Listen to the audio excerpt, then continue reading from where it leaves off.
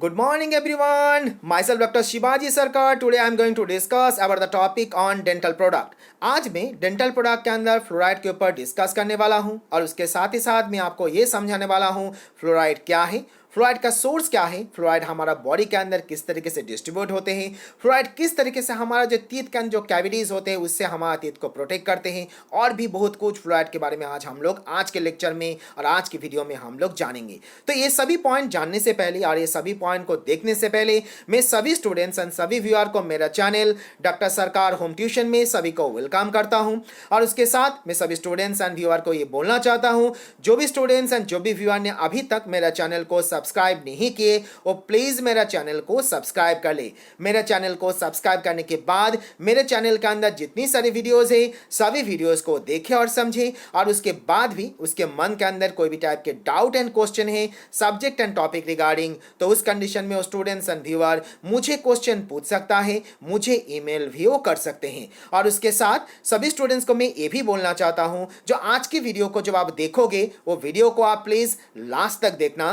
Video देखने के बाद प्लीज वीडियो को लाइक करना, उसके साथ ही साथ आप वीडियो को प्लीज कमेंट भी कर देना। और आज की वीडियो की जो डिस्क्रिप्शन बॉक्स है उस डिस्क्रिप्शन बॉक्स के अंदर जाने के बाद आपको लास्ट सभी वीडियोस की आपको लिंक मिल जाएंगे, उस लिंक को क्लिक करके भी आप बाकी वीडियोस को आप एंजॉय कर सकते हो। और इस डिस्क्रिप्शन बॉक्स में आपको जितनी सारे क्वेश्चन पॉसिबल क्वेश्चंस होते हैं जो यूनिवर्सिटी लेवल में पूछा जाते हैं डिप्लोमा इन फार्मेसी स्टूडेंट्स के लिए और एज वेल एज जो भी स्टूडेंट्स बी फार्मेसी के फर्स्ट सेमेस्टर में उनके लिए सभी क्वेश्चंस आपको मिल जाएंगे। तो क्वेश्चन देख के भी आप ये प्रेडिक्ट कर सकते हो जो आपको यूनिवर्सिटी लेवल में किस तरीके से क्वेश्चन आपको पूछा जा सकते हैं। तो अभी हम लोग देख लेते हैं जो फ्लोराइड क्या होते हैं। तो सबसे पहले ये क्वेश्चन जनरेट हो रहा है जो फ्लोराइड का डेफिनेशंस क्या है। So fluoride is an ionic form of the element of fluorine.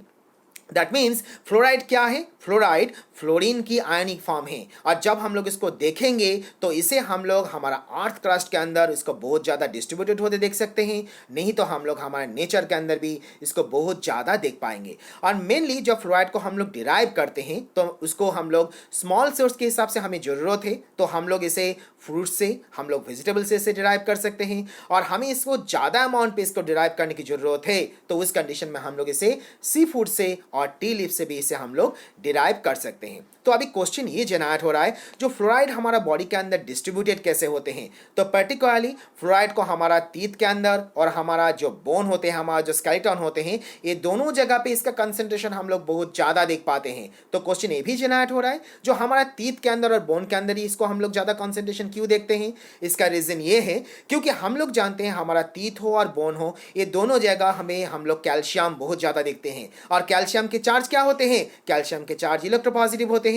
Fluorine के चार्ज क्या होते हैं, फ्लोरीन के चार्ज इलेक्ट्रोनेगेटिव होते हैं और हम लोग जानते हैं जो इलेक्ट्रोनेगेटिव होते हैं उसका एफिनिटी इलेक्ट्रोपॉजिटिव के ऊपर बहुत ज़्यादा होते हैं और इसी रीजंस के लिए फ्लोरीन क्या करते हैं, फ्लोरीन कैल्शियम के साथ जुड़ जाते हैं और इसी रीजंस के लिए फ्लोरीन का एफिनिटी कैल्शियम के ऊपर बहुत ज़्यादा होते हैं। और ये फ्लोरीन की जो कॉन्सेंट्रेशन है ये कॉन्सेंट्रेशन हमारा बॉडी के अंदर हमारा एज जितनी होते रहेंगे इसका लेवल भी उतना ही इंक्रीज होते रहेंगे, लेकिन जब वो इंक्रीज होते रहते हैं तो इसके इंक्रीज होने के जो रेट है वो रेट बहुत ज़्यादा कम होते हैं। सो अभी क्वेश्चन ये जनरेट हो रहा है जो हम लोग ये जो फ्लोराइड यूज़ कर रहे हैं ये फ्लोराइड मेनली हम लोग यूज़ क्यों करते हैं। तो पर्टिकुलरली जब हम लोग फ्लोराइड को हमारा बॉडी के अंदर यूज़ करते हैं, हमारा टीथ के अंदर यूज़ करते हैं, डेंटल प्रोडक्ट के हिसाब से यूज़ करते हैं, तो उस जगह पे फ्लोराइड मेनली हमारा बॉडी के अंदर जो टीथ है उस टीथ के अंदर जो कैविटीज़ होते हैं उस कैविटीज़ से हमें प्रोटेक्ट करते हैं। तो क्वेश्चन अभी ये भी जनरेट हो रहा है जो कैविटीज़ क्या होते हैं। So cavities means these are hole. Cavities means these are the structural damage of the teeth. और जब हमारा टीथ के अंदर जो स्ट्रक्चरल जो डैमेजेस होते हैं उसी को हम लोग कैविटीज़ के नाम से जानते हैं। और कैविटीज़ क्यों होते हैं, कैविटीज़ मेनली हमारा टीथ के अंदर जब माइक्रो ऑर्गेनिजम्स की ग्रोथ होना शुरू हो जाते हैं तो उस जगह पे हमारा टीथ के अंदर कैविटीज़ हो सकते हैं। और इस जगह पे हम लोग यहाँ पर डायग्राम में भी देख पा रहे हैं, इस पिक्चर के अंदर भी हम लोग यहाँ पर ऑब्जर्व कर पा रहे हैं जो ब्लैक स्पॉट यहाँ पर टीथ के अंदर जनरेट हो चुका है यही ही है कैविटी और ये कैविटी होते रहे और इसे हम लोग इग्नोर करते रहे, तो इस जगह पे वो क्या करेंगे, इस जगह पे वो टोटल टीथ को डैमेजेस कर देंगे, हमारा टोटल टीथ यहाँ पर सड़ना शुरू हो जाएंगे। और मैंने लास्ट लेक्चर में भी आपको ये समझाया, जो ये जो कैविटीज होते हैं, ये कैविटीज माइक्रो ऑर्गेनिजम्स के ग्रोथ से किस तरीके से होते हैं। तो जो भी स्टूडेंट्स ने लास्ट लेक्चर को अभी तक नहीं देखा है, तो उस जगह पे लास्ट लेक्चर को देख के भी आप ये समझ सकते हो, जो और समझ पाओगे जो किस तरीके से हमारा बॉडी के अंदर जो कैविटीज माइक्रो ऑर्गेनिजम्स से होते हैं, वो कैविटीज किस तरीके से माइक्रो ऑर्गेनिजम्स हमारे टीथ के अंदर करते हैं। तो यहाँ पर हम लोगों ने देखा जो फ्लोराइड का मेन इंपॉर्टेंट क्या है, उस जगह पे हम लोगों ने ये भी ऑब्जर्व किया जो कैविटीज क्या होते हैं। तो यहाँ पर हम लोगों ने इसको डायग्राम से ऑब्जर्व कर लिए। तो अभी क्वेश्चन ये जनरेट हो रहा है, जो जब हम लोग यहाँ पर कैविटीज तो देख रहे हैं और यहाँ पर हम लोगों ने ये भी ऑब्जर्व कर लिए जो फ्लोराइड हमारा बॉडी के अंदर कैविटीज से प्रोटेक्ट करते हैं, लेकिन कैसे प्रोटेक्ट करते हैं। पर्टिकुलरली जो फ्लोराइड को हम लोग हमारा बॉडी के अंदर डेंटल प्रोडक्ट के हिसाब से यूज करेंगे, तो कैविटीज को वो दो तरीके से प्रोटेक्ट कर सकते हैं। तो पहला तरीका क्या है, mainly the fluoride concentration in growing bone and developing teeth of children and helping to harden the enamel on baby and adult teeth before they are going to be emerged. And second तरीका क्या है, second है the fluoride help to harden the enamel on adult teeth and they have already emerged. That means यहाँ पर दोनों जगह पे हम लोग एक कॉमन चीज ये देख पा रहे हैं, जब हम लोग फ्लोराइड को यूज करेंगे तो फ्लोराइड मेनली क्या करते हैं, हमारा टीथ के अंदर जो एनामल होते हैं उस एनामल के लेवल को और एनामल को बहुत ज़्यादा स्ट्रेंथ प्रोवाइड करते हैं, क्योंकि एनामल जब बहुत ज़्यादा स्ट्रेंथेबल हो जाएंगे तो उस जगह पे वो क्या कर सकते हैं, वो टीथ को बहुत ज़्यादा प्रोटेक्ट कर पाएंगे। कहाँ से, माइक्रो ऑर्गेनिज्म से। लेकिन यहाँ पर हम लोगों ने ये भी ऑब्जर्व कर लिए जो फ्लोराइड किस तरीके से एनामल को आप इंक्रीज कर सकते। दैट मीन्स यहाँ पर मैं आपको ये समझाना चाह रहा हूँ जो फ्लोराइड की इंपॉर्टेंस है, क्योंकि फ्लोराइड हम लोग यूज़ करेंगे तो एनामल की ग्रोथ प्रॉपर हो पाएंगे, एनामल ज़्यादा स्ट्रेंथेबल हो पाएंगे, और एनामल ज़्यादा स्ट्रेंथेबल हुआ तो उस कंडीशन में हमारा टीथ क्या हो पाएंगे, उस जगह पे हमारा टीथ माइक्रो ऑर्गेनिज्म से हम लोग इस टीथ को प्रोटेक्ट कर पाएंगे। हमारा टीथ के अंदर जो कैविटीज होते हैं उस कैविटीज से भी हम लोग हमारा टीथ को प्रोटेक्ट कर सकते हैं। लेकिन इस जगह पे स्टूडेंट्स को और व्यूअर को ये अच्छी तरीके से याद रखना है, जो आप यहाँ पर टीथ की ग्रोथ करना चाहते हो, आप टीथ को प्रोटेक्ट करना चाहते हो, एनामल को ग्रोथ करवाना चाहते हो, एनामल को ज़्यादा स्ट्रेंथ करना चाहते हो, कैविटीज से प्रोटेक्ट करना चाहते हो, तो आप डेफिनेटली फ्लोराइड यूज़ करो। लेकिन फ्लोराइड की कंसेंट्रेशन आपका बॉडी के अंदर बहुत ज़्यादा नहीं होना चाहिए, क्योंकि फ्लोराइड की कंसेंट्रेशन आपका ज़रूरत से ज़्यादा हुआ तो उस कंडीशन में टीथ एक प्रॉब्लम से सफ़र करते हैं और हम लोग उसे बोलते हैं डेंटल फ्लोरोसिस। और ये डेंटल फ्लोरोसिस पर्टिकुलरली तभी पेशेंट के अंदर होते हैं जब हम लोग फ्लोराइड की कंसेंट्रेशन जो हमारा टीथ के अंदर होना चाहिए उससे ज़्यादा हो जाते हैं। उस कंडीशन में हमारा टीथ ये डेंटल फ्लोरोसिस से सफ़र होते हैं। सो डेंटल फ्लोरोसिस भी मेनली दो तरीके से हो सकता है, मेनली दो तरीका। एक तो होते हैं जो माइल्ड डेंटल फ्लोरोसिस है जो बहुत ज़्यादा कॉमन है, और दूसरा जो होते हैं उसे हम लोग बोलते हैं सीवियर डेंटल फ्लोरोसिस। तो ये जो फ्लोरोसिस हो रहा है, डेंटल फ्लोरोसिस हो रहा है, ये मेनली आप फ्लोराइड को ज़्यादा मात्रा में यूज़ कर रहे हो, फ्लोराइड की कंसेंट्रेशन आप ज़्यादा कर रहे हो, तो उसी कंडीशन में आपका ये डेंटल फ्लोरोसिस हो सकता है। और जब डेंटल फ्लोरोसिस होते हैं तो उस कंडीशन में वो देखने में कैसा होता है उसका कुछ प्रेडिक्शन आप ये डायग्राम से भी कर सकते हो। जैसे हम लोग पहला डायग्राम में देख पा रहे हैं ये माइल्ड डेंटल फ्लोरोसिस है, सेकंड डायग्राम में हम लोग देख पा रहे हैं ये मॉडरेट है, और जो थर्ड डायग्राम देख रहे हैं यहाँ पर हम लोग ऑब्जर्व कर पा रहे हैं ये सीवियर डेंटल फ्लोरोसिस है। तो यहाँ पर जो डेंटल फ्लोरोसिस हम लोगों ने ऑब्जर्व किए, ये तीनों के तीनों डेंटल फ्लोरोसिस पर्टिकुलरली कब हुआ, जब हम लोग यहाँ पर क्या किए, जब हम लोग ने यहाँ पर जरूरत से ज़्यादा जितनी कॉन्सेंट्रेशन हमारा फ्लोराइड होना चाहिए उससे भी ज़्यादा हम लोगों ने यूज़ किए, तब हमारा बॉडी के अंदर टीथ के अंदर ये डेंटल फ्लोरोसिस हुआ। दैट मीन्स ओवरऑल यहाँ पर हम लोग ये कंक्लूजन ले पा रहे हैं और समझ सकते हैं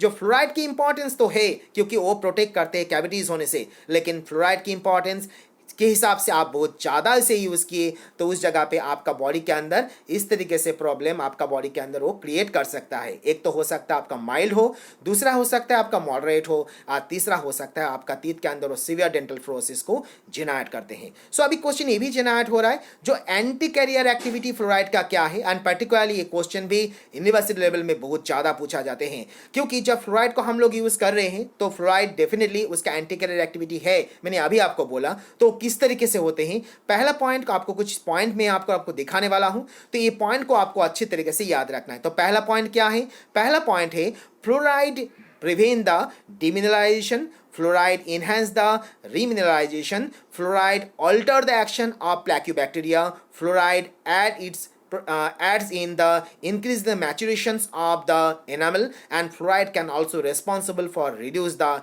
enamel solubility. तो ये जो पॉइंट मैंने आपको बोला, ये पॉइंट के ऊपर ही फ्लोराइड मेनली काम करते हैं जब हम लोग फ्लोराइड को एंटी कैरियर के हिसाब से काम करवाते हैं। तो सबसे पहले मैंने बोला फ्लोराइड हमारा बॉडी के अंदर क्या करते हैं, ये करते हैं क्या, ये प्रिवेंट करते हैं डीमिनरलाइजेशन को। तो ये डीमिनरलाइजेशन प्रोसेस से कैसे करके काम करते हैं, सो पर्टिकुलरली जब हम लोग फ्लोराइड को यूज करेंगे, so that fluoride are responsible for formation of FAP, that means these are called as an fluorohydroxy apatite. That means यहाँ पर हम लोगों ने ऑब्जर्व किया जो फ्लोराइड क्या कर सकते हैं, आप फ्लोराइड को ज़्यादा यूज़ करो तो फ्लोराइड क्या करेंगे, FAP की फॉर्मेशन करवा देंगे। और जब ये हमारा जो फ्लोरोहाइड्रोक्सी, चौथी इज द फ्लोरोहाइड्रोक्सी एपिटेट जो फॉर्मेशन हो रहा है जिसे हम लोग FAPP के नाम पे जानते हैं। सो ये जो FAP है ये क्या करते हैं, एनामेल की जो लॉस होते हैं वो एनामेल के लॉस से हमारे टीथ को प्रोटेक्ट करते हैं। तो यहाँ पर हम लोगों ने ऑब्जर्व किया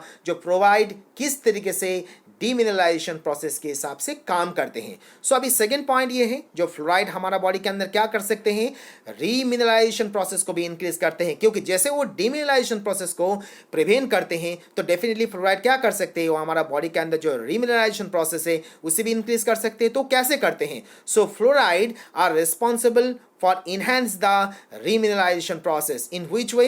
So fluoroapatic hardness the enamel and make it more acidic resistance. And it is also possible that the fluoride may possesses some antibacterial activity and help in remineralization of enamel. That means overall answer ऐसा निकाल रहा है जो हमारा जो enamel है उस enamel को ज़्यादा strength provide करते हैं, ज़्यादा हार्डेबल कर देते हैं, ज़्यादा strength करते हैं। और जब वो ज़्यादा strengthable हो जाएंगे तो उस जगह पे क्या हम लोग देखेंगे, उसका एंटीबैक्टीरियल एक्टिविटी बहुत ज़्यादा हो जाएंगे। दैट मीन्स वो बैक्टीरिया से, माइक्रोऑर्गेनिज्म से ज़्यादा प्रोटेक्टेबल हो पाएंगे। और इसी तरीके से हम लोग क्या बोल सकते हैं, जो फ्लोराइड हमारा बॉडी के अंदर, टीथ के अंदर रीमिनरलाइजेशन प्रोसेस से इंक्रीज करते हैं। एंड लास्ट ऑफ ऑल हम लोग यहाँ पर ये ऑब्जर्व कर पा रहे हैं जो fluoride can also alter the action of plaque bacteria. और वो कैसे करते हैं, at low pH level fluoride combined with the hydrogen ion and diffuse into the oral bacteria as an hydrogen fluoride, and inside the cell of hydrogen fluoride dissociate and acidify the cell